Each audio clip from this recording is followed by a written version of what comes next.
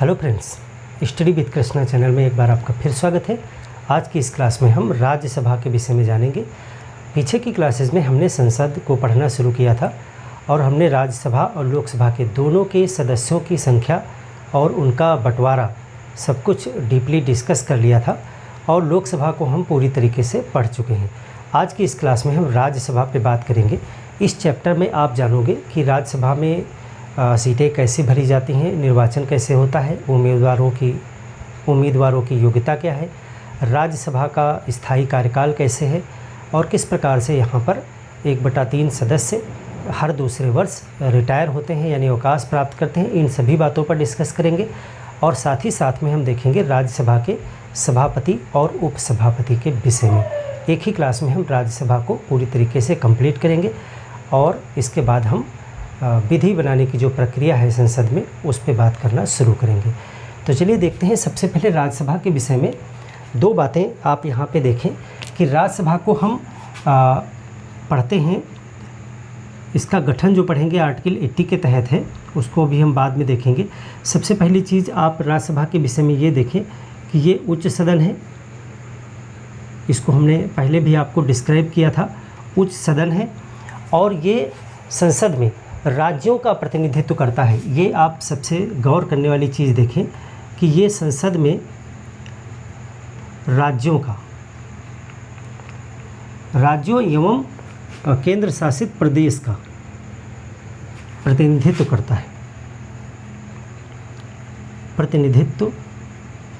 करता है। पहले इसी चीज़ पे हम बात करेंगे क्योंकि ये महत्वपूर्ण चीज़ है, इसे आप समझें। जब लोकतंत्र की परिकल्पना की गई भारत में और संसद का निर्माण किया गया और देखा गया कि भारत में हम कौन सी व्यवस्था लागू करने वाले थे, संघात्मक शासन। संघात्मक शासन में भारत में पूरे भारत के लिए एक सरकार डिसाइड की गई कि पूरे भारत के लिए जो है एक सरकार होगी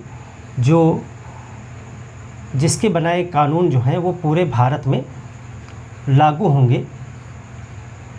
इस तरह से यहाँ पे केंद्र सरकार होगी जो पूरे भारत के लिए, भारत को एक संघ के रूप में स्थापित किया गया कि भारत एक संघ होगा, एक जो है यूनियन ऑफ स्टेट्स माना गया इसको, राज्यों का एक संघ होगा जिसके लिए एक सरकार होगी और उसमें जो है संसद होगी। संसद एक विधायिका के रूप में काम करेगी जो पूरे देश के लिए कानून बनाएगी। आपको पता है कि संसद पूरे देश के लिए कानून बनाती है, लेकिन प्रश्न ये उठता है कि संघात्मक जो व्यवस्था होती है उसमें राज्य सरकारें भी होती हैं, यानी कि इस पूरे भारत को कई जो है राज्यों में जो है बांटा गया। इस तरह से कई राज्यों में बांटा गया तो वो राज्यों की अलग अलग सरकारें भी अपने अपने प्रांतों के लिए कानून बनाती हैं। वहाँ पे राज्यों के विधानमंडल होते हैं, लेकिन संसद एक बहुत पावरफुल संस्था है। संसद के कानून राज्यों के कानूनों पर भारी पड़ते हैं। आपको पीछे सभी क्लासेस में जो आप निचोड़ देखते आ रहे होंगे उसमें आप देखोगे कि भारत के संविधान में केंद्र को बहुत शक्तिशाली बनाया गया है, यानी एक शक्तिशाली संघ की कल्पना की गई थी। तो ऐसे में कहीं राज्यों का अस्तित्व खतरे में न पड़ जाए या राज्य बिल्कुल ही अपने आप को शक्तिहीन न महसूस करें, ऐसे में ज़रूरी था कि भारत की जो मेन विधायिका है यानी जो संसद है उसमें राज्यों का भी कुछ हस्तक्षेप होना चाहिए। तो ऐसे में द्विसदनीय व्यवस्था बहुत कारगर होती है। बाईकैमरलिज्म व्यवस्था इसको अपनाया गया भारत में और जो भारत की संसद थी उसको 2 सदनों में बांट दिया गया। पहला सदन जो है उसको लोकसभा नाम दिया गया। लोकसभा लोगों की सभा है, इसमें जनता के द्वारा सीधे चुने गए प्रतिनिधि जाते हैं। जो आपके क्षेत्र में सांसदीय के इलेक्शन होते हैं उसमें आप वोट डालते हो, सांसद चुने जाते हैं, वो सभी लोकसभा के मेंबर बनते हैं। तो लोगों द्वारा चुने गए प्रतिनिधि वहाँ पर बैठते हैं जो सीधे लोगों के द्वारा चुने जाते हैं। दूसरी जो सभा बनाई गई, दूसरा सदन, उसका नाम रखा गया राज्यसभा। 3 अप्रैल 1952 को इसकी स्थापना हुई थी। इस सदन की स्थापना जो है वो 3 अप्रैल 1952 को हुई थी और 1954 में इसका नाम रखा गया था राज्यसभा। राज्यसभा नाम रखा गया था। देखिए, पहले इसको काउंसिल ऑफ स्टेट्स नाम से ही स्थापित किया गया था और 1954 में इसका नाम राज्यसभा रख दिया गया। राज्यसभा नाम इसलिए रखा गया क्योंकि ये संसद में राज्यों और केंद्र शासित प्रदेशों का प्रतिनिधित्व करती है। कैसे? देखिए, इसमें जो सदस्य चुन के जाते हैं वो जनता द्वारा सीधे नहीं चुन के जाते हैं। जो राज्यों की विधानसभाएं हैं जिनमें विधायक बैठते हैं, और विधायक को कौन चुनता है? विधायकों को जनता चुनती है। जनता विधायकों को चुनती है। विधायक राज्यों के विधानमंडलों के सदस्य होते हैं, और वो विधानमंडल के सदस्य यानी जो विधानसभा के सदस्य होते हैं, परिषद के नहीं, विधानसभा के जो सदस्य होते हैं वह चुनते हैं कुछ मेंबर्स। हर एक राज्य के लिए अलग अलग सीटें डिसाइड की गई हैं, और वो मेंबर्स जो होते हैं वो राज्यसभा के उच्च सदन, राज्यसभा या उच्च सदन जिसे बोलते हो, वहाँ पर जाके बैठते हैं। यानी कि संसद में जो राज्यसभा है उसमें जो मेंबर हैं वो कहाँ से चुन के आते हैं? वो राज्यों की विधानसभाओं के द्वारा चुन करके आते हैं। अभी हम देखेंगे उनका निर्वाचन कैसे होता है। इस प्रकार से वहाँ पर वो राज्यों के हक की बात रखते हैं। अब हर एक राज्य, जितना बड़ा जो राज्य है, जहाँ की जितनी ज़्यादा जनसंख्या है, उसके हिसाब से राज्यसभा में उसकी सीटें अलॉट की गई हैं, और वो अपने प्रतिनिधियों को चुन करके भेजते हैं, और वो राज्य के हक की बात रखते हैं। इस प्रकार से संघात्मक शासन में केंद्र सरकार और राज्य सरकार के बीच में एक संतुलन बनाया गया है कि जब केंद्र में बैठ करके जो सांसद हैं वो कोई कानून बनाने की कोशिश करेंगे, और यदि वो उसे लोकसभा से पारित कर देते हैं, उसके बाद वो राज्यसभा में जाएगा, और राज्यसभा में राज्यों के प्रतिनिधि बैठे हैं जो उसे पास करेंगे। इस प्रकार से सेंटर में बनने वाले कानून को बनाने में भी राज्यों का एक प्रकार से योगदान हो जाता है। तो ये चीज़ आप समझ गए कि किस प्रकार से राज्यों का प्रतिनिधित्व करती है।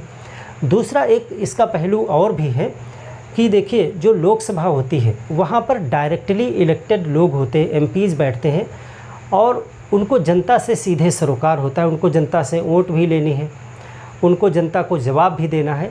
तो ऐसे में क्या होता है, जल्दबाजी में कुछ निर्णय हो सकते हैं कि जनता को खुश करने के लिए हो सकता है कोई बिल बहुत जल्दबाजी में, बिना बहुत ज़्यादा तामझाम किए ही जल्दबाजी में पारित कर दिया जाए, ताकि जनता को कुछ लुभावने योजनाएं वगैरह दी जा सकें। ऐसा हो सकता है, पॉसिबिलिटी बनती है, क्योंकि उसमें जो सांसद हैं उनको जनता को जवाब देना है, जनता से वोट लेना है, तो वो जनता को सीधे खुश करने का भी प्रयास कर सकते हैं।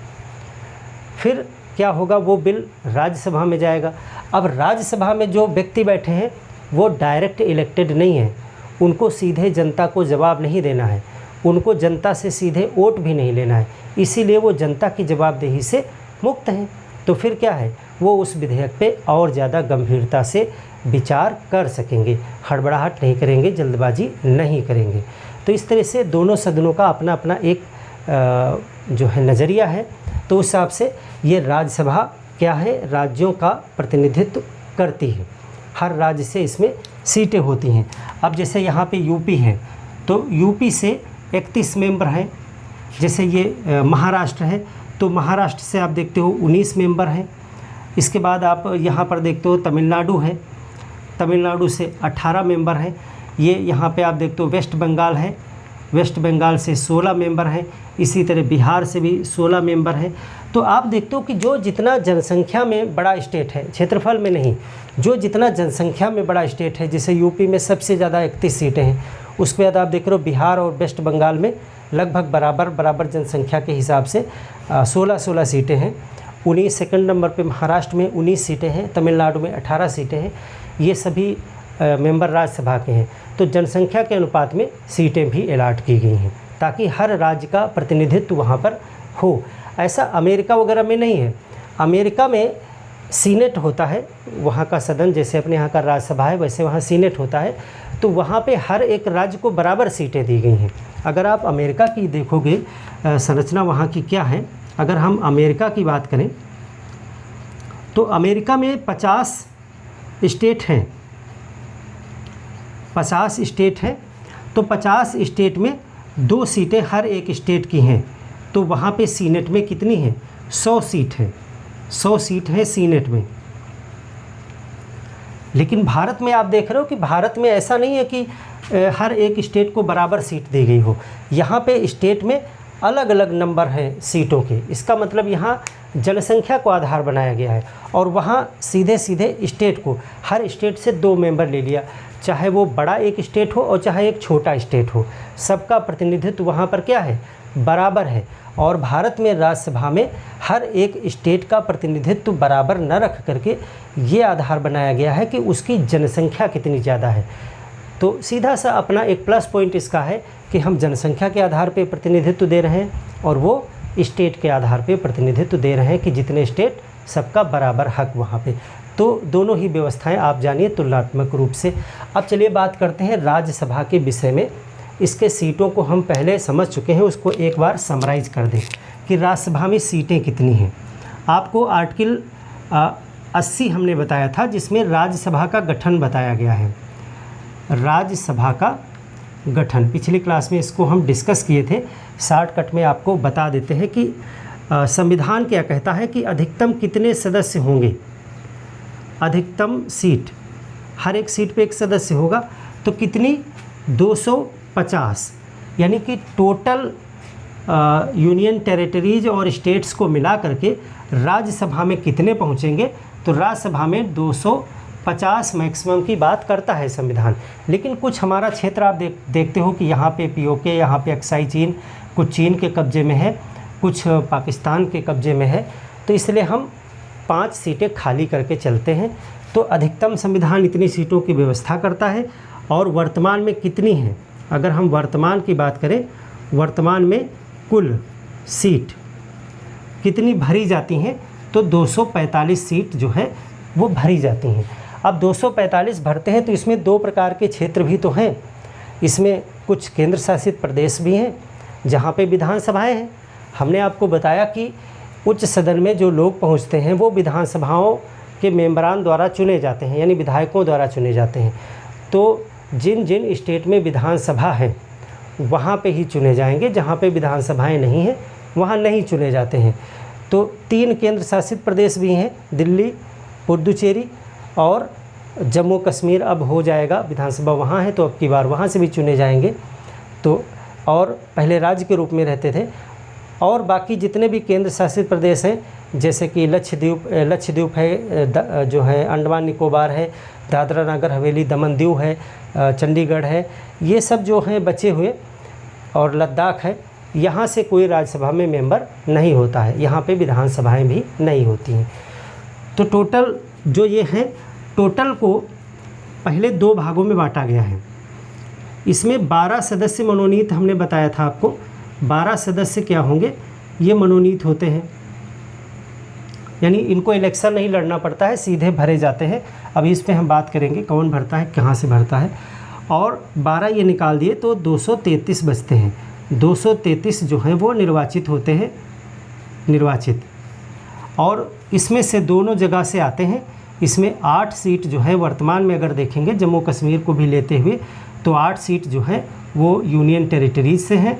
इसमें 3 यूनियन टेरिटरीज हैं, जम्मू कश्मीर, पुडुचेरी और दिल्ली, 3 जिनमें विधानसभाएं हैं।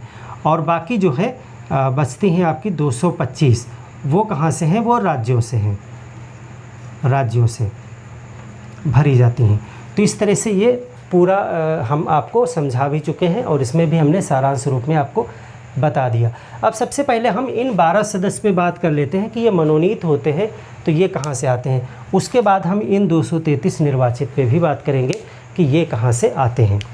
तो पहले 12 सदस्य का जो मनोनयन है उसको देखिए। 12 सदस्य कहाँ से आते हैं, ये कैसे होते हैं, मनोनीत होते हैं। मनोनीत कौन करता है, राष्ट्रपति करता है। राष्ट्रपति मंत्रिपरिषद की सलाह से, देखिए राष्ट्रपति जो भी काम करते हैं वो सब मंत्रिपरिषद की सलाह से करते हैं। तो जब कभी भी आप ये पढ़ें कि राष्ट्रपति ये करते हैं तो इसका मतलब वो मंत्रिपरिषद की मशवरे से ही करते हैं। कुछ राष्ट्रपति की विवेकाधीन शक्तियाँ हैं जिनमें मंत्रिपरिषद की सलाह की ज़रूरत नहीं पड़ती है, वो हम आपको एक चैप्टर में पढ़ा चुके हैं। तो 12 सदस्य जो आते हैं ये राष्ट्रपति मनोनीत करते हैं और ये 4 क्षेत्रों से लिए जाते हैं। 4 क्षेत्रों में, 4 क्षेत्रों से हो सकते हैं। कौन कौन से 4 क्षेत्र हैं, देखिए इसमें जो 4 क्षेत्र रखे गए हैं वो है कला, विज्ञान, जो संविधान में लिखे गए हैं, साहित्य रखा गया है और समाज सेवा रखा गया है। ऐसा कहा गया है संविधान में कि इन क्षेत्रों में अगर कोई व्यक्ति उत्कृष्ट कार्य करता है, कुछ उल्लेखनीय योगदान देता है देश हित में, तो उनको सीधे बिना इलेक्शन लड़ाए हुए 12 लोगों को राष्ट्रपति जो है राज्यसभा में भेज सकते हैं। बाकी 233 इलेक्शन लड़के आएंगे। तो इलेक्शन अभी बात करेंगे। अब देखिए यहाँ पर आपको एक गौर करने वाली चीज़ है कि 4 क्षेत्र बताए गए हैं, कला, विज्ञान, साहित्य और समाज सेवा। तो ऐसा कोई प्रावधान नहीं लिखा गया है कि चारों से बराबर लेना चाहिए या चारों से लेना आवश्यक है, ऐसा कुछ नहीं है। हो सकता है कि 12 के 12 सदस्य विज्ञान से हों या 4 विज्ञान के हों, 8 साहित्य के हों या समाज सेवा से ही सभी हों। तो ऐसा नहीं ज़रूरी है कि सब में से बराबर ही हों, और ऐसा भी ज़रूरी नहीं है कि हर क्षेत्र का कोई हो सकता है किसी क्षेत्र से कोई ना भी लिया जाए, कुल 12 लिए जाएंगे। इसमें आप देखते हो कि कुछ आपको सदस्य मिल जाएंगे जो खेल जगत से आए हैं। सचिन तेंदुलकर का नाम आप ले सकते हो। कई सदस्य ऐसे हैं जो आपको मिलेंगे जो खेल से आए हुए हैं या अन्य क्षेत्रों से, जो इसमें लिखा नहीं है। तो वो माना जाता है कि उनको किसी अन्य क्षेत्र से, जैसे खेल को कला मान लिया जाए, या जैसे कि मान लिया अच्छा बल्लेबाजी करते हैं तो वो भी एक आर्ट है, वो भी एक कला है। समाज सेवा का भी कुछ न कुछ उनका कार्य देखा जाता है। तो इस तरह से वो इन्हीं क्षेत्रों से ही कहीं न कहीं से रिलेट किए जाते हैं। उद्देश्य ये है कि कुछ ऐसे लोगों को राज्यसभा में पहुंचाया जाए जो निस्वार्थ भाव से काम करने की इच्छा रखते हों, जो कुछ कर रहे हों देश के लिए। तो ऐसा ये चीज़ हमने देख ली कि 12 सदस्य जो है वो मनोनयन के द्वारा नॉमिनेट होकर के पहुंच जाते हैं। अब हम बात करते हैं कि ये जो निर्वाचित होते हैं ये किस प्रकार से आते हैं। तो इलेक्शन कैसे होता है। मनोनीत तो बहुत इजी है, आपने समझ लिया। इसमें क्वेश्चन आपसे सिर्फ यही पूछा जा सकता है किन किन क्षेत्रों से लिए जाते हैं, कितने लिए जाते हैं, कौन करता है, यही क्वेश्चन बनेंगे यहाँ से। बाकी आप देखिए इलेक्शन कैसे होता है। निर्वाचन, राज्यसभा के सदस्यों का निर्वाचन, जो बचे हुए 233 हैं उनका निर्वाचन कैसे होगा। तो देखिए हमने आपको बताया कि इलेक्शन होगा। ये इलेक्शन अप्रत्यक्ष होगा। इलेक्शन कैसे होगा, अप्रत्यक्ष। तो सबसे पहले इसमें देख लेते हैं कि कौन वोट डालता है, यानी कहाँ से होगा। तो इसका जो है अप्रत्यक्ष निर्वाचन होता है, इनडायरेक्ट इलेक्शन। तो अप्रत्यक्ष निर्वाचन में जनता तो वोट डालेगी नहीं, तो कौन डालेगा। तो इसमें जो है राज्यों की या यूनियन टेरिटरीज़ की विधानसभा। देखिए विधान परिषद का नाम यहाँ पे नहीं है, विधानसभा का नाम है, उतना ही रखिएगा। राज्यों की विधानसभा के निर्वाचित सदस्य मतदान करते हैं। यानी जो भी, अब इसमें एक चीज़ ना कन्फ्यूज होइएगा कि जो विधायक होते हैं वही राज्यसभा में पहुंच जाते हैं, वो नहीं पहुंच जाते हैं। ये लोग सिर्फ वोट डालते हैं। खड़े कोई भी हो सकता है। आपको अगर प्रस्ताव मिल जाए 10 लोग, 10 विधायक आपके समर्थन में पहले से हों, तो आप भी खड़े हो सकते हैं, कोई भी खड़ा हो सकता है। तो राज्यों की विधानसभा के जो निर्वाचित सदस्य होते हैं, यानी आप इनको कह सकते हो जो MLA होते हैं, वो अपनी वोट डालते हैं और उसी से सदस्य चुने जाते हैं। कोई भी खड़ा हो सकता है। तो कौन खड़ा हो सकता है, उसके लिए कुछ योग्यताएं हैं। यानी उम्मीदवार की योग्यताएं, कौन लड़ सकता है इलेक्शन इसका।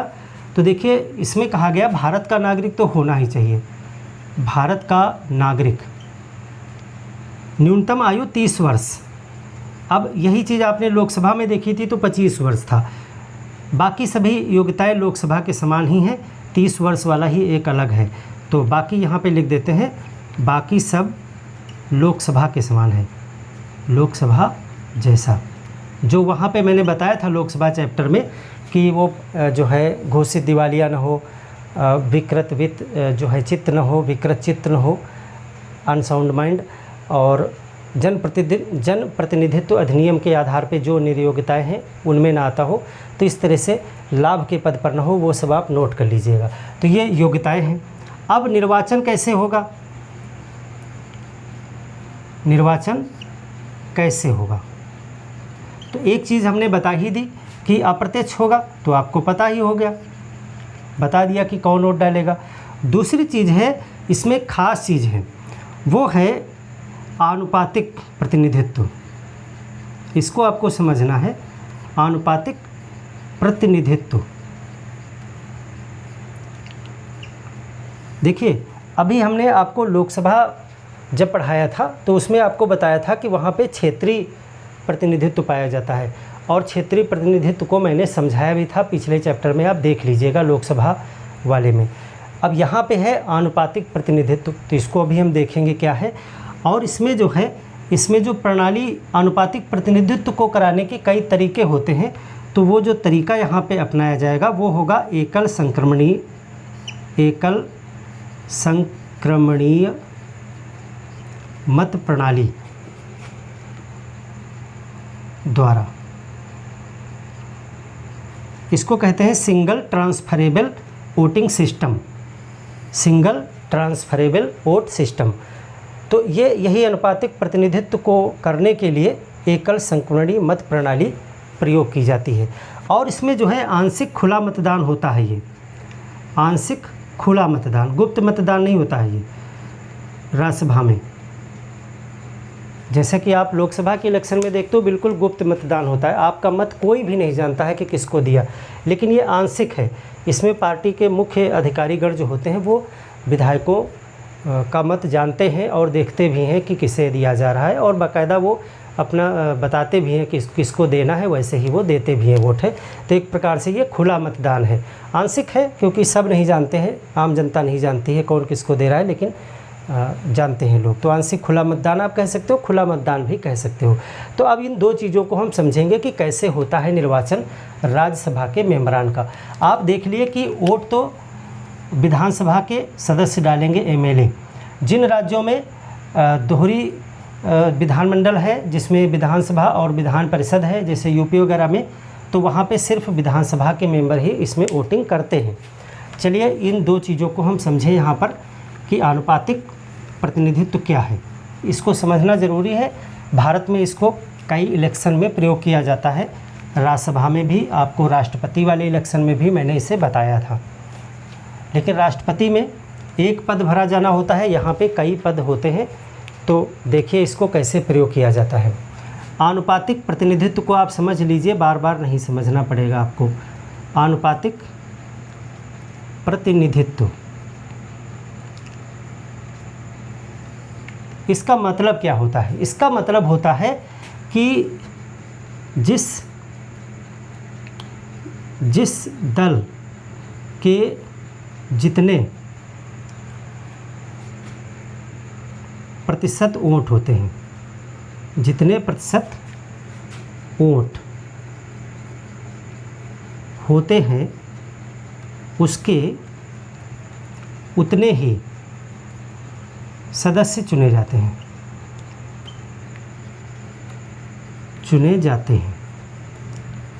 यानी कि जिस दल का जितना वोट उतना सदस्य, यानी अनुपात है, एक अनुपात है कि अगर 100 सीटें हैं, अगर 100 सीट हैं और मान लेते हैं कि दो पार्टी हैं, दो दल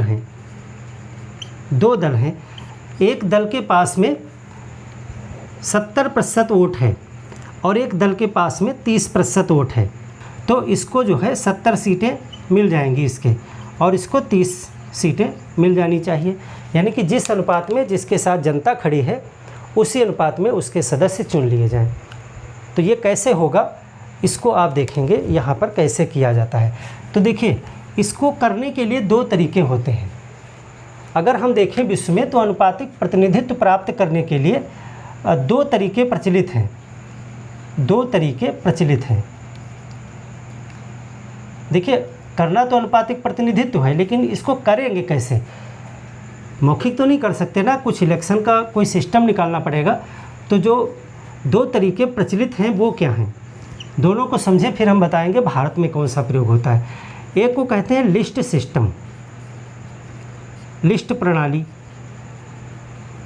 और एक को कहते हैं एकल संक्रमणीय प्रणाली, एकल संक्रमणीय मत प्रणाली। ये भारत में प्रयोग होती है। ये क्या है? भारत में प्रयोग होती है। भारत में यही है, ये भारत में नहीं है। अमेरिका वगैरह में आप कह सकते हो इसको, अमेरिका में देखा जा सकता है। अमेरिका में अनुपातिक प्रतिनिधित्व की प्रणाली दोनों ही हैं, दोनों से रिजल्ट उसी जैसा आता है, लेकिन ये तरीका भारत में प्रयोग होता है। आप देखते हो ये राष्ट्रपति के इलेक्शन में भी आपको हमने बताया था कि यही तरीका प्रयोग होता है, क्योंकि राष्ट्रपति के इलेक्शन में भी अनुपातिक प्रतिनिधित्व ही लिया जाता है। और इसी को आप देखते हो राज्यसभा में भी, मैं बताने जा रहा हूँ कि राज्यसभा में भी यही तरीका प्रयोग किया जाता है। ये अमेरिका में प्रयोग होता है। इसको ज़रा समझ लें थोड़ा सा, क्योंकि आपको बेसिक समझ होनी चाहिए कि लिस्ट सिस्टम क्या है। इसको ऐसे मान लेते हैं कि आपके उत्तर प्रदेश का इलेक्शन होना है, ठीक है, उत्तर प्रदेश की विधानसभा का इलेक्शन होना है, या किसी भी एक इलेक्शन को आप उदाहरण मान लो कि उसमें हमको अनुपातिक प्रतिनिधित्व प्रयोग करना है। पिछली क्लास को ज़रूर देख लीजिएगा, क्षेत्रीय प्रतिनिधित्व हमने आपको बताया था लोकसभा में, और उसमें हमने बताया था कि जितनी सीटें होती हैं उतने खंडों में क्षेत्र को बांट दिया जाता है। जैसे भारत की लोकसभा में 543 सीटें हैं, तो भारत को कितने भागों में बांट दिया जाता है? 543 भागों में बांट दिया जाता है। हर एक भाग को एक निर्वाचन क्षेत्र कहा जाता है, और उस क्षेत्र से एक व्यक्ति को चुन लिया जाता है, और वो व्यक्ति वही होता है जो उस क्षेत्र में सबसे ज़्यादा वोटें पा जाए, तो उसको कहते हैं क्षेत्रीय प्रतिनिधित्व, यानी हर क्षेत्र से एक प्रतिनिधि। लेकिन ये जो अनुपातिक प्रतिनिधित्व होता है, इसमें हर एक क्षेत्र से एक प्रतिनिधि आए ऐसा ज़रूरी नहीं होता है, इसमें दल वाइज होता है। देखिए अब इसमें इसको समझें ज़रा।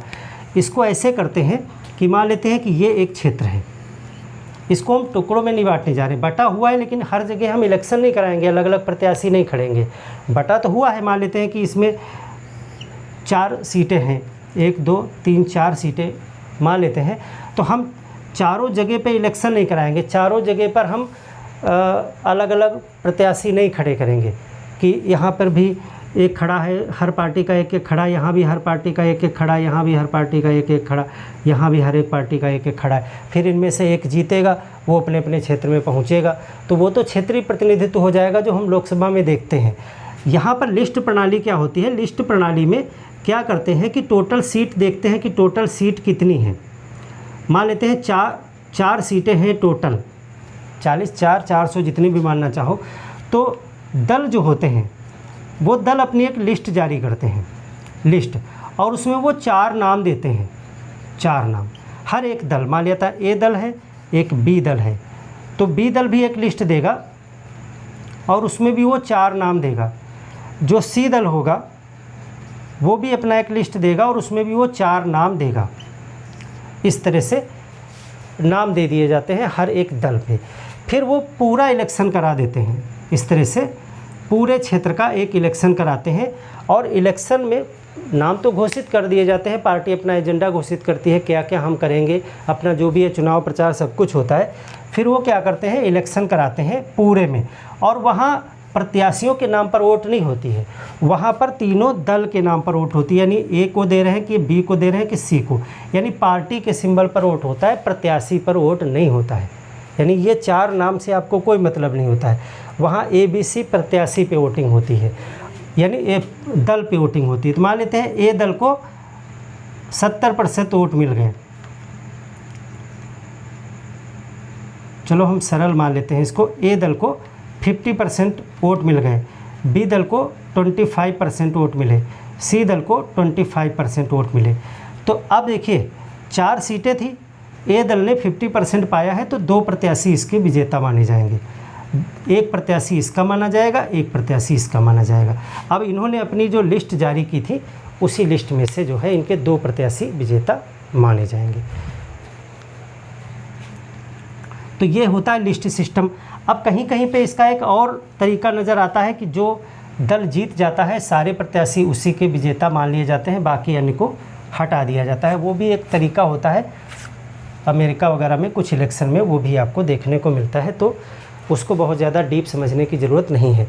एकल संक्रमणीय मत प्रणाली जो भारत में प्रयोग की जाती है, इस पर हम बात करें कि राज्यसभा में और राष्ट्रपति के इलेक्शन वगैरह में ये अनुपातिक प्रतिनिधित्व लाने के लिए ये तरीका अपनाया जाता है। तो देखिए, राज्यसभा का राष्ट्रपति के चैप्टर में इसको हम डिटेल में समझा चुके हैं। बिल्कुल वही तरीका यहाँ पर राज्यसभा में भी होगा। कैसे होता है, इसमें क्या करते हैं, एकल संक्रमणीय मत प्रणाली। चलिए एकल संक्रमणीय मत प्रणाली को समझते हैं। एकल संक्रमणीय मत प्रणाली कैसे काम करती है राज्यसभा में। राज्यसभा में ये चुनाव कैसे कराया जाता है, देखिए अब इसको एक एग्जाम्पल से करेंगे तो समझ में आ जाएगा। पहले हम लोकसभा का देखते हैं। अगर हम लोकसभा की बात करें तो कैसे इलेक्शन होता है। लोकसभा में मान लेता है कोई एक सीट है, मान लेते हैं, और वहाँ पे A, B, C, D और E 5 प्रत्याशी हैं, और 5 प्रत्याशी मान लेते हैं 100 वोट हैं किसी सीट पे, 100 टोटल वोट हैं। A को मिल गए 40 वोट और B को मिल गए 30 वोट और फिर इनको 10-10 वोट मिल गए। तो ऐसे में कौन विजेता हो जाता है? ऐसे में विजेता जो होता है वो A हो जाता है, क्योंकि इसको 40 वोट मिले हैं। यानी कि सबसे ज़्यादा वोट जिसको मिल जाए वही विजेता हो जाता है। ये लोकसभा में इसको कहते हैं first past the post system. इसको क्या कहते हैं? First past the post system. यानी कि जिसको सबसे ज़्यादा वोटें मिल जाएं। अब इसमें भले ही एक व्यक्ति को 40 वोटें मिले और दूसरे को 39 मिले, तीसरे को 38 मिले, यानी एक ही एक वोट से इसमें अगर कोई विजेता आगे है तो भी वो जीता हुआ माना जाता है। इसमें कोई कोटा नहीं होता है कि मिनिमम 50 वोट पाना ज़रूरी है। जैसे राष्ट्रपति के इलेक्शन में कोटा होता है कि अगर 100 वोट हैं तो 50+1 वोट पाना ज़रूरी है। जब तक कोई नहीं पाएगा तब तक कोई नहीं जीतेगा। तो इसमें जो है कोटा नहीं होता है। लेकिन राज्यसभा में जो एकल संक्रमणीय मत प्रणाली है, इसमें बनाया जाता है कोटा। तो कोटा कैसे बनाया जाता है पहले वो देखें। इसको एक उदाहरण से समझेंगे तभी समझ में आएगा। उदाहरण मान लेते हैं कि एक राज्य है और राज्य में 90 विधायक हैं, 90 विधायक हैं, और मान लेते हैं कि 2 सीट पर चुनाव होना है। 2 सीट पर चुनाव। अब 2 सीट पर क्यों चुनाव मैंने कहा, देखिए हमने आपको बताया कि राज्यसभा जो होती है अलग अलग राज्यों में सीटें हैं और सारी सीटें एक साथ खाली नहीं होती हैं। अभी राज्यसभा का जब कार्यकाल आप देखोगे तो उसमें आपको हम बताएंगे कि राज्यसभा एक स्थायी सदन है और सारी सीटों के मेंबर एक साथ रिटायर नहीं होते हैं। उसमें हर दूसरे साल पे 1/3 सदस्य रिटायर होते हैं, और वही 1/3 सदस्य अलग अलग राज्यों के हिस्से में जितने जितने होते हैं उन राज्य में इलेक्शन होता है। तो मान लेते हैं किसी राज्य के हिस्से में 2 सीटें हैं, वहाँ 90 विधायक हैं जिन पे इलेक्शन होना है 2 सीट पे। तो उस राज्य में कोटा कैसे बनेगा, देखिए इसमें कोटा कैसे बनाएंगे। यानी विजेता होने के लिए कोटा क्या होगा, कोटा मतलब विधायक का मत, यानी 90, यानी जितने विधायक का मूल्य है वोट मान लीजिए, बटे सीट +1 और फिर +1। यहाँ पे विधायक का मत मूल्य आप 100 मान लीजिए, 100 × 90 कर दिया। सीधे सीधे मैं विधायक रख के आपको बता देता हूँ कि विधायक बटे सीट +1 तो यहाँ पे 90 है विधायक, सीट है 2 +1 और +1 यहाँ फिर, तो कितना आ जाएगा, 31 आ जाएगा।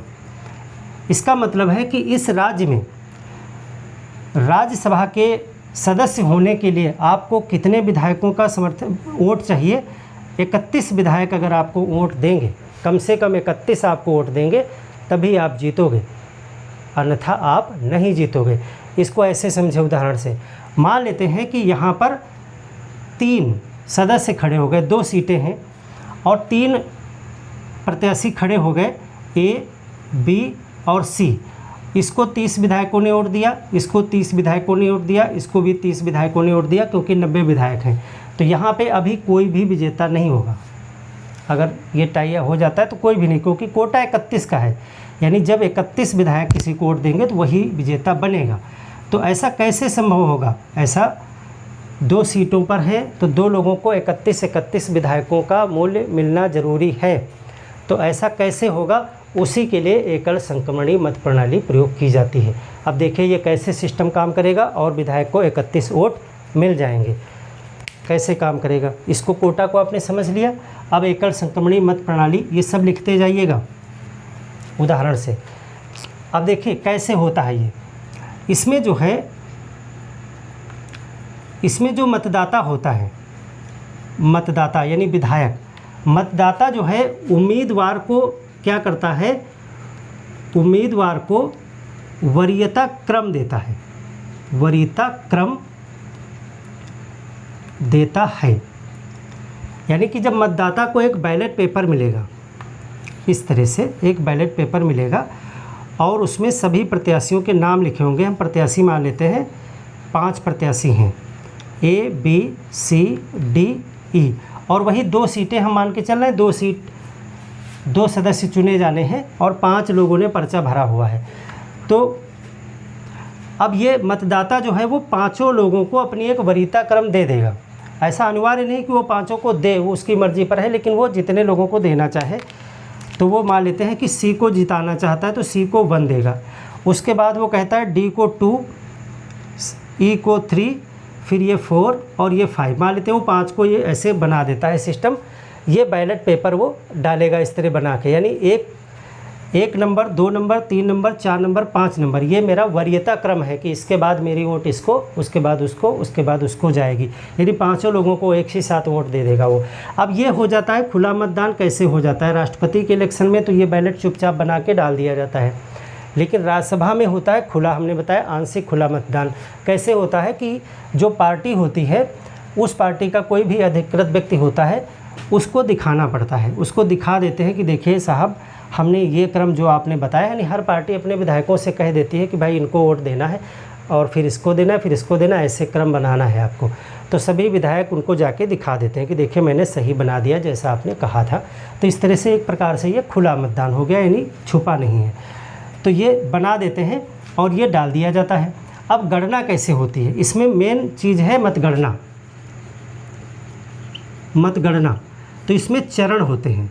चरण 1 यानी फर्स्ट राउंड में जब मतगणना होगी तो ये बैलेट पेपर किसके में गिना जाएगा, यहीं पर ख़ास बात है कि कैसे मतगणना होगी। वही एकल संक्रमणीय आप समझ जाओगे, ट्रांसफ़र हो जाती है वोट इसमें कैसे। चरण 1 में जो बैलेट है, बैलेट वरीयता क्रम 1, वरीयता क्रम 1 वाले उम्मीदवार में गिना जाता है, उम्मीदवार को मिलता है। यानी कि जब अलग अलग वोट छांटी जाएगी तो ये वोट किसके गिनी जाएगी, ये वोट सी की है क्योंकि सी को 1 मिला हुआ है, तो ये वोट सी के में गिनी जाएगी। इसी तरह हर बैलेट में किसी में डी को 1 मिला होगा, किसी में बी को मिला होगा, किसी में ई को मिला होगा। तो जिस बैलेट में जिसको 1 मिला होगा वो बैलेट उसके ढेरी में गिन लिया जाएगा। तो इस तरह से मान लेते हैं 5 प्रत्याशी आ गए और यदि किसी एक को 31 कोटा जो हमने निर्धारित किया था किसी को मिल गया, यानी कि यदि किसी को कोटा मत मिल गया तो वह विजेता बन गया। ठीक है, मान लेते हैं कि सी को 31 पहले राउंड में ही मिल गए तो सी जो है वो विजेता हो गया। एक सीट फुल हो गई, अभी एक सीट बची है। तो अब उस दूसरी सीट में किसी को 31 वोट तो मिले नहीं हैं, कम मिले होंगे, तो क्या करते हैं, चरण 2 शुरू करते हैं। चरण 2, अब सी तो बाहर हो गया, सी तो जीत गया। चरण 2 में मान लेते हैं सी को मिल गया तो जीत गया वो। चरण 2 में क्या होता है, अब वरीयता क्रम, अब क्या करते हैं, सबसे पहले जो न्यूनतम वोट पाता है, न्यूनतम वोट पाने वाले को दौड़ से बाहर कर देते हैं। दौड़ से बाहर यानी जिसकी सबसे कम वोटें होंगी इसमें उसको फाइट से निकाल देंगे, उसके बैलेट उठा लेंगे, कहेंगे आप जाओ अपने घर, आपके बैलेट अब दूसरे के में गिन लिए जाएंगे। कैसे गिने जाएंगे, तो उस बैलेट में देखा जाएगा। अब चूँकि मान लेते हैं कि इसमें ई को सबसे वोट कम मिले थे, तो ई से कहेंगे जाइए आप घर जाइए और फैन चला के सोइए जाके, आप हार गए, यानी अब आपका कोई चांस नहीं है, आपको सबसे कम वोट मिले थे। मान लेते हैं ई को कुछ वोट मिले थे, तो जाहिर सी बात है ई को जो भी वोट मिले होंगे उसमें ई के सामने 1 लिखा होगा, तभी तो वो ई को मिले थे। लेकिन उसी बैलेट में किसी न किसी को 2 भी तो दिया गया होगा। तो अब वरीयता क्रम 2 ई के बैलेट पेपर में ई का नाम तो काट दिया जाएगा क्योंकि ई हार गया। अब उसमें देखेंगे जिसको 2 नंबर मिला होगा, तो हो सकता है कि कहीं पे ए को 2 मिला हो, किसी में बी को 2 मिला हो, तो जैसे जैसे उसमें वरीयता क्रम 2 पे जिसका नाम होगा उसके में वो बैलेट पेपर गिन दिए जाएंगे, तो कोई न कोई 31 पे फिर पहुंच जाएगा। न्यूनतम वोट पाने वाले को दौड़ से बाहर कर देते हैं और उसके बैलेट्स में, उसके सारे बैलेट्स में वरीयता क्रम 2 के आधार पर वोट अन्य में बांट देते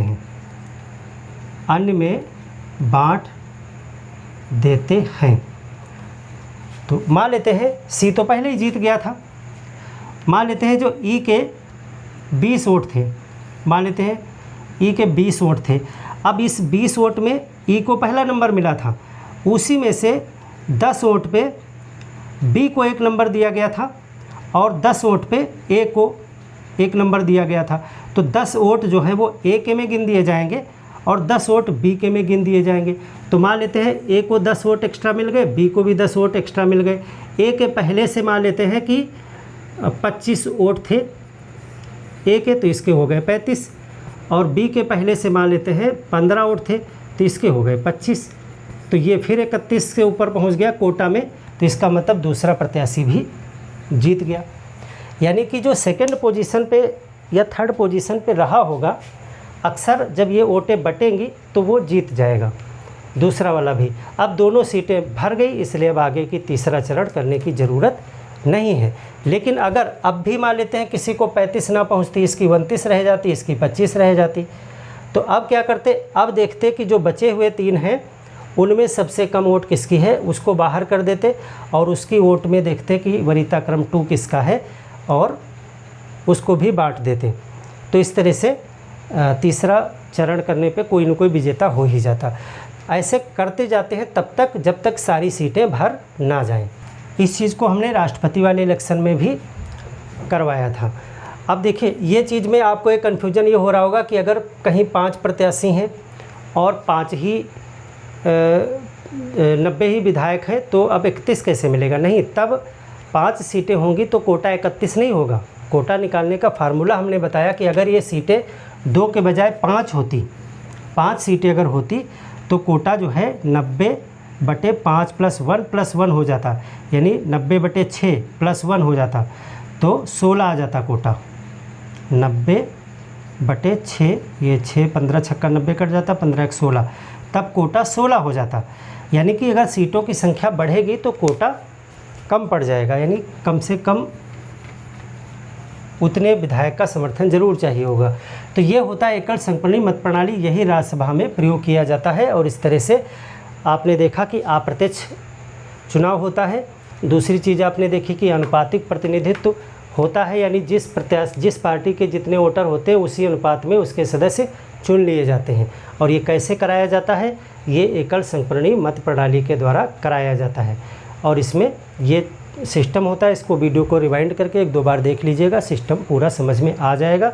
और यही राष्ट्रपति के इलेक्शन में कैसे होता है उसको मैंने वहाँ समझाया हुआ था। तो ये हो गया चुनाव।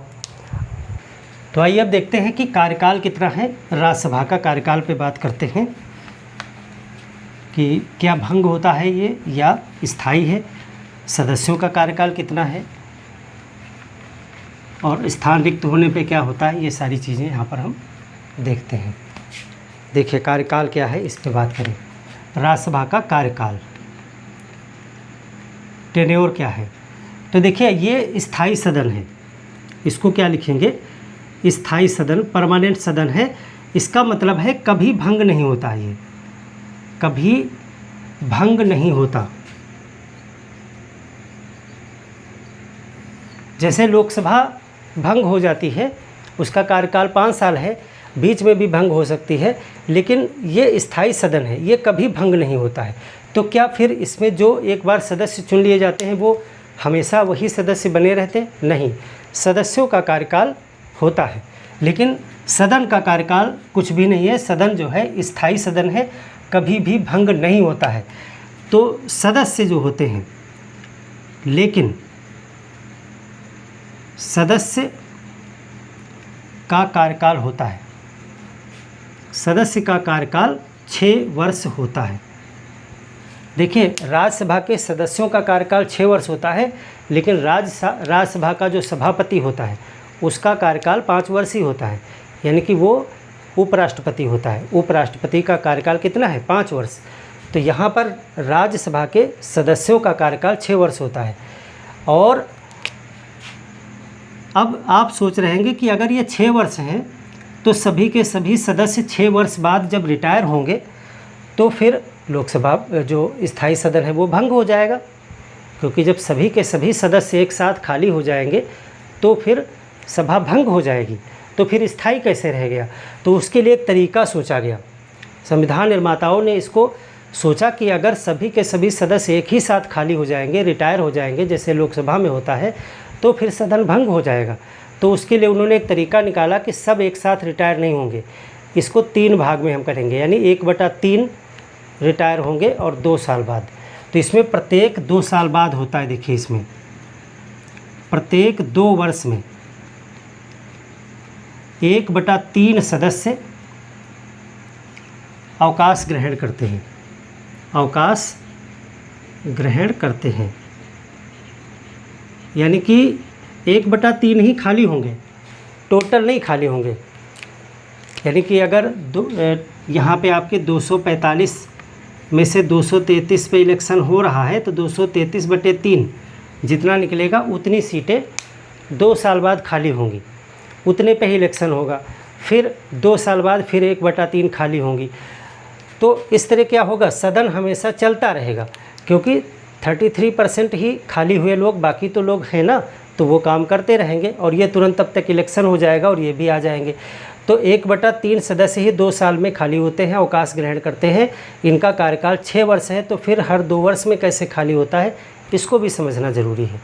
कि अगर आप कह रहे हो कि जो भी आया है सदस्य वो 6 वर्ष तक काम करेगा, तो फिर 1/3 2 वर्ष में खाली कैसे हो जाएंगे? इसको ऐसे समझें, मान लेते हैं कि 2020 चल रहा है, 2021 चल रहा है, और 2021 में 100 सदस्य चुन करके आए, तो ये 2026 में जाएंगे ना, तो 2026 में जाएंगे, तो फिर 2022 में और 24 में कौन रिटायर होगा, कैसे रिटायर होगा, यानी हर 2 साल पे कैसे रिटायर होता है।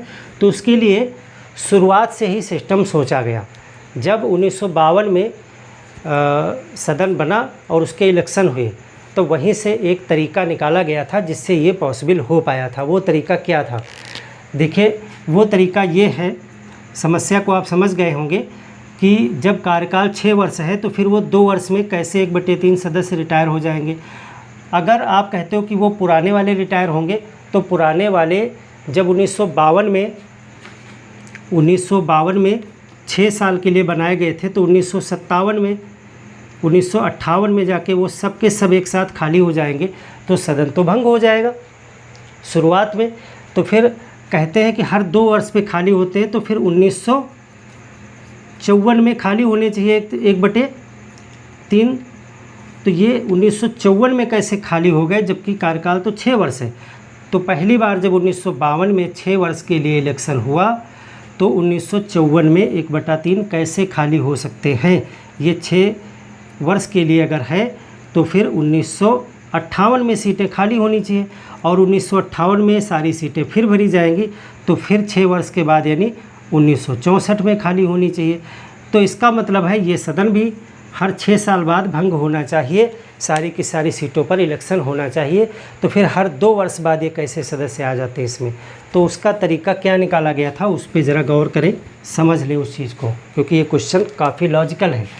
जब देखिए प्रथम बार हुआ था, प्रथम बार 1952 में, प्रथम बार 1952 में जब हुआ था तो इसमें 3 प्रकार के सदस्य थे, 1/3, 1/3 सदस्य, 3 टुकड़ों में बांटे गए ये सदस्य, 3 टुकड़ों में सदस्य और सदस्य, 3 टुकड़ों में 3 ग्रुप बनाए गए सदस्यों के, और ये लॉटरी सिस्टम से किया गया।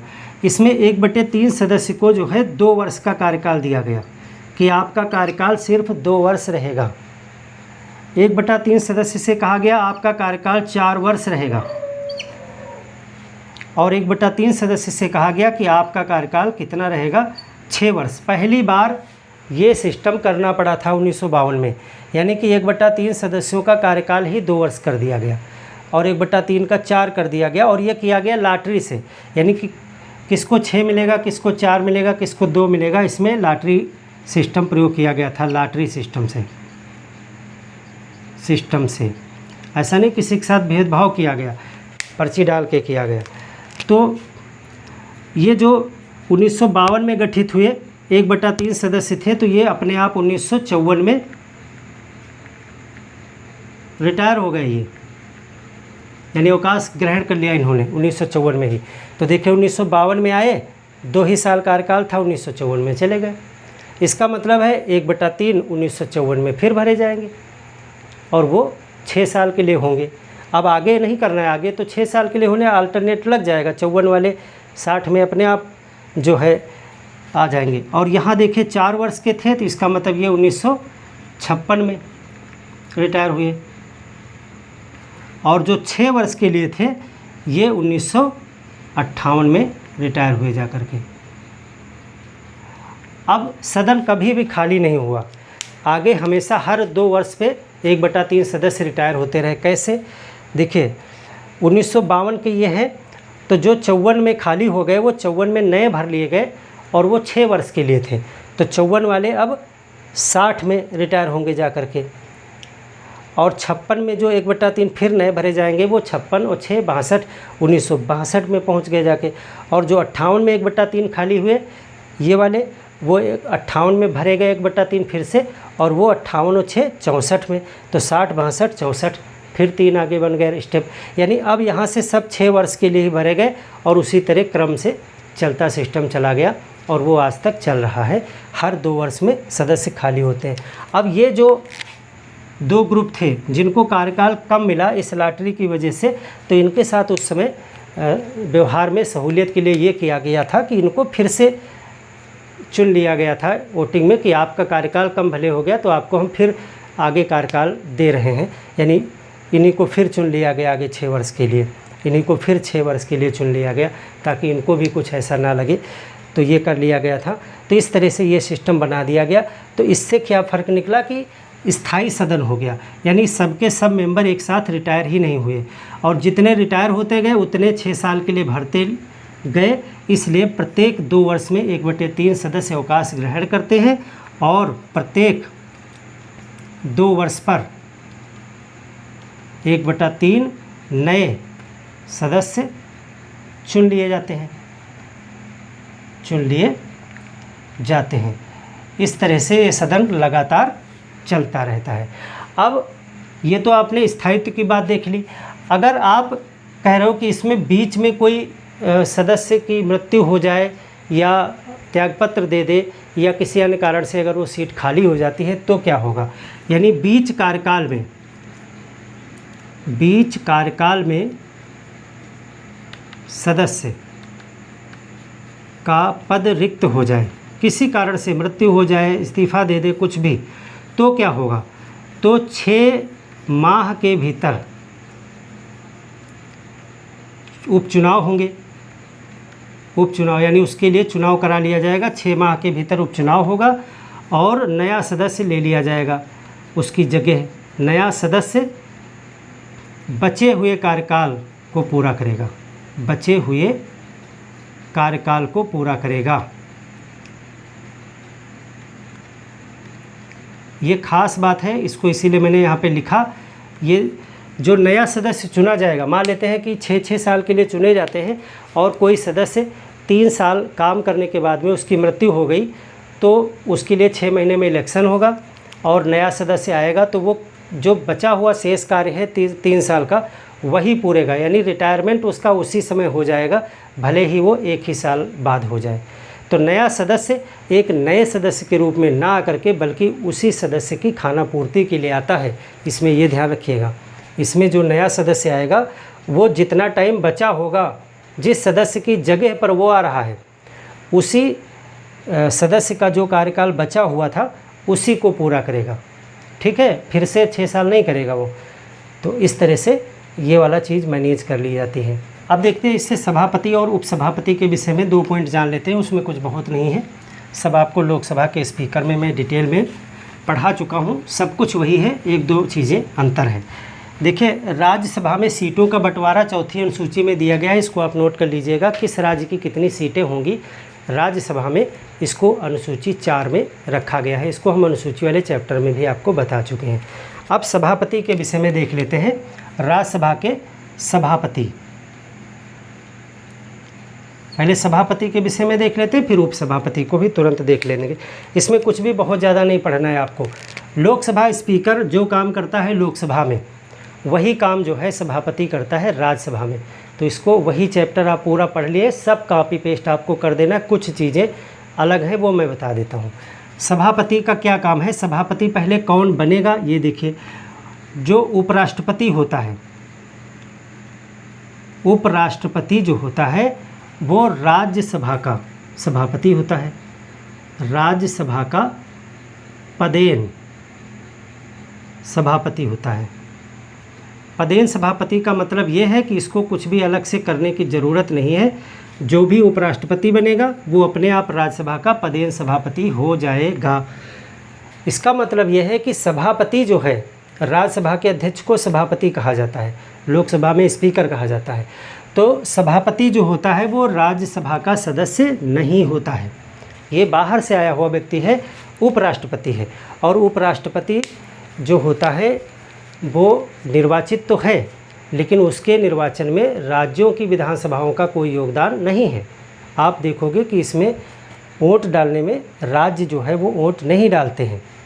तो ऐसा इसलिए किया गया है ताकि जो है अध्यक्ष के रूप में जो व्यक्ति काम करे वो कोई भी भेदभाव ना करे, क्योंकि अगर राज्यों को भी राष्ट्रपति के उपराष्ट्रपति के इलेक्शन में भी मौका मिले तो यूपी वगैरह की जहाँ बहुत ज़्यादा पॉपुलेशन है, जिनके पास सीटें ज़्यादा हैं, तो वो उपराष्ट्रपति के इलेक्शन को भी प्रभावित कर देंगे और उपराष्ट्रपति राज्यसभा के सभापति बनेंगे जा कर के।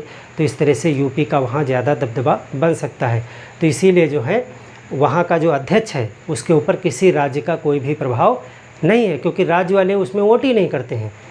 तो इसीलिए उपराष्ट्रपति को सभापति बनाया गया, क्योंकि वो राज्यसभा का मेंबर भी नहीं है और उसके इलेक्शन में राज्यसभा के विधानसभाओं का कोई योगदान भी नहीं है, इसलिए वो फ्री है, बिल्कुल फ्री व्यक्ति है। तो वो किसी भी राज्य के प्रभाव से मुक्त है। तो उपराष्ट्रपति जो है वो राज्यसभा का पदेन सभापति होता है। अब देखिए ये कार्य क्या करते हैं, इनका कार्यकाल 5 वर्ष ही होगा, इनका कार्यकाल 5 वर्ष ही होगा, जबकि अन्य सदस्यों का जो कार्यकाल होता है 6 वर्ष होता है, क्योंकि ये सदस्य हैं ही नहीं। ये कार्य क्या करते हैं, इनका कार्य क्या है, तो कार्य जो है लोकसभा के स्पीकर के समान है, लोकसभा के स्पीकर के समान, उसी के समकक्ष ये पद है। यानी जो वहाँ पे वो अनुशासन व्यवस्था संचालन सब कुछ करते हैं, वही सभी कार्य जो है यहाँ पर ये करते हैं सभापति। कुछ अंतर ज़रूर हैं। कुछ अंतर क्या है, अंतर क्या है, अंतर देख लीजिए। इसमें 2 प्रमुख अंतर हैं, 2 प्रमुख आप याद रखिए, बाकी कुछ बहुत ज़्यादा खास नहीं याद रखने की ज़रूरत है। जो सभापति है, सभापति धन विधेयक पे प्रमाणन नहीं कर सकता, धन विधेयक प्रमाणन नहीं करता। यानी कि अपने आप को लोकसभा स्पीकर के कार्यों में एक खास बात बताई थी कि वो धन विधेयक को प्रमाणित करता है और धन विधेयक लोकसभा में ही रखा जाता है। जो सभापति है उसको धन विधेयक पे निर्णय लेने का अधिकार नहीं है। दूसरी चीज़ है कि जो संयुक्त बैठक होती है लोकसभा की और राज्यसभा की, उसकी अध्यक्षता जो है वो लोकसभा का स्पीकर करता है। तो संयुक्त बैठक की अध्यक्षता सभापति नहीं कर सकता, सभापति नहीं करता है। तो यही दो मूल अंतर है, बाकी सब जो है एक ही जैसे कार्य हैं, जैसे सभापति वैसे जो है स्पीकर। उपसभापति क्या है? उपसभापति देख लीजिए, उपसभापति सदस्य होता है, ये राज्यसभा का मेंबर होता है और ये निर्वाचित किया जाता है राज्यसभा के मेंबरों के द्वारा। तो उपसभापति राज्यसभा में ही चुना जाता है, राज्यसभा द्वारा अपने में से ही, यानी सदस्यों में से ही, अपने में से ही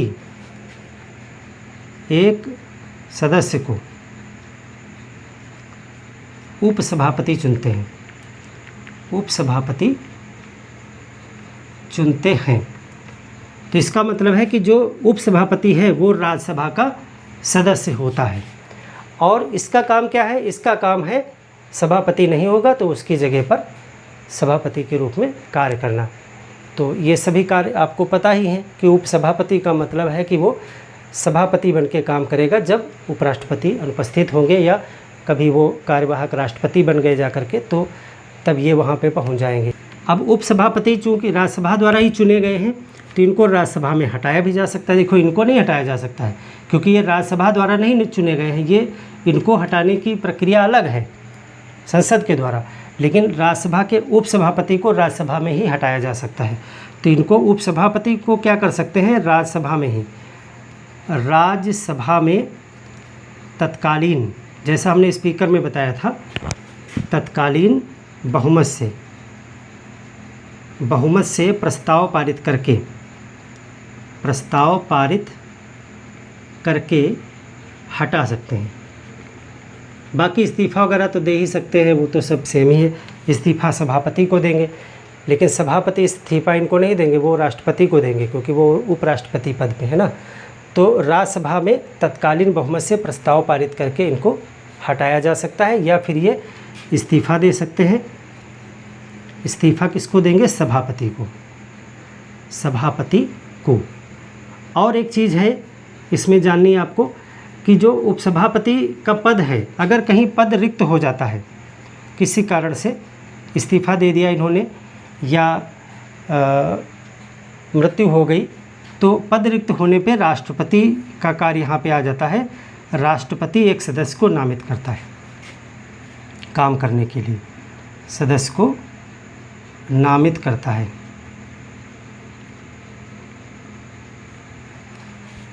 तो ये राज्यसभा के विषय में आपने पढ़ लिया। तो फ्रेंड्स, इस तरह से हमने राज्यसभा के विषय में जो ज़रूरी बातें थी उन पे डिस्कशन कर लिया है। मिलते हैं एक और बेहतर क्लास के साथ में, तब तक के लिए धन्यवाद।